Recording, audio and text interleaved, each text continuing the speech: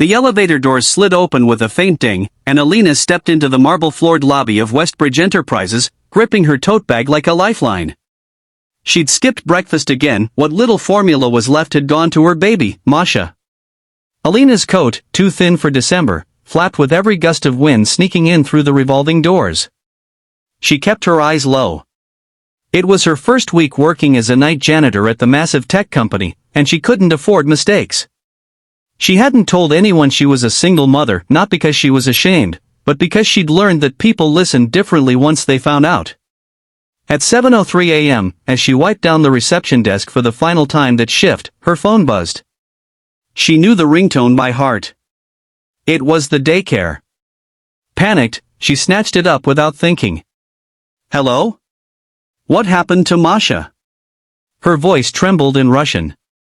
She hadn't noticed the elevator had opened again. She hadn't noticed that someone was watching. Across the lobby stood Mr. Randall Hughes, the CEO of Westbridge. Towering, composed, graying at the temples, he was known for running a tight ship and rarely smiling. He paused, frowning slightly as Alina's voice cracked mid-sentence. She turned, caught his eye, and froze. He tilted his head. Russian? She panicked. I'm sorry, I shouldn't have answered, my daughter, she. He raised a hand gently. Is everything all right with your child? Alina swallowed hard. She has a fever. Hi. Daycare is calling an ambulance. I have to go. Hughes nodded, slowly. Go. Take care of her. Tears threatened to spill. Thank you. That night, Alina sat in the emergency room, cradling Masha, who whimpered softly in her arms. The baby's fever had broken, but the doctor said her immune system was weak, likely from cold nights and stress. Alina rocked her gently, whispering lullabies. The hospital smelled like antiseptic and sorrow. She hadn't eaten all day. She didn't care. At 3 a.m., her phone buzzed again. A message. From Westbridge HR. Alina Kuznetsova, please report to the executive floor at 8 a.m. tomorrow. CEO Randall Hughes requests your presence. Her breath caught in her throat. The next morning, running on caffeine and willpower, Alina walked into the sleek glass boardroom with trembling hands. She didn't know what to expect. Maybe she'd broken some rule, maybe she was being let go. Maybe she'd made a fool of herself.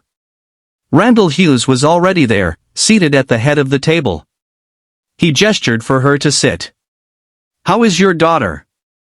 Alina blinked. She's stable. Thank you for asking. He nodded. Then, surprisingly, he smiled, just a little.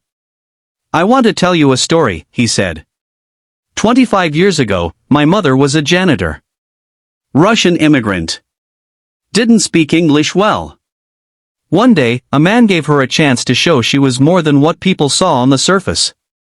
Alina listened, unsure where this was going.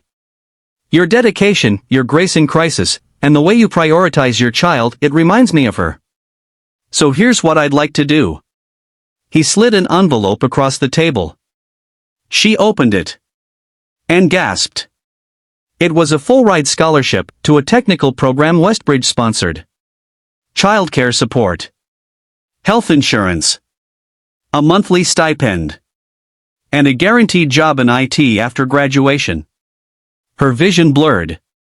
I don't understand, she whispered. Randall leaned forward. You do more with less than most people ever have to. And I believe in investing in people who don't give up. This is not charity. It's recognition. Alina tried to speak, but words failed. For the first time in months, she allowed herself to cry freely. 3 years later, Alina walked into Westbridge again, this time, not in a janitor's uniform, but in a navy blue blazer with a badge that read, Network Systems Engineer. Masha, now healthy and thriving, waited downstairs with a sitter reading a book in both English and Russian. As Alina passed the lobby desk, she paused, remembering that cold morning, that moment of fear and vulnerability, and the man who saw through it. Randall was retiring that day. His farewell speech echoed across the building's intercom system. Kindness, he said, is not weakness. It's the strength to see potential where others see problems. One small moment of grace can change a life, and a life changed can change the world.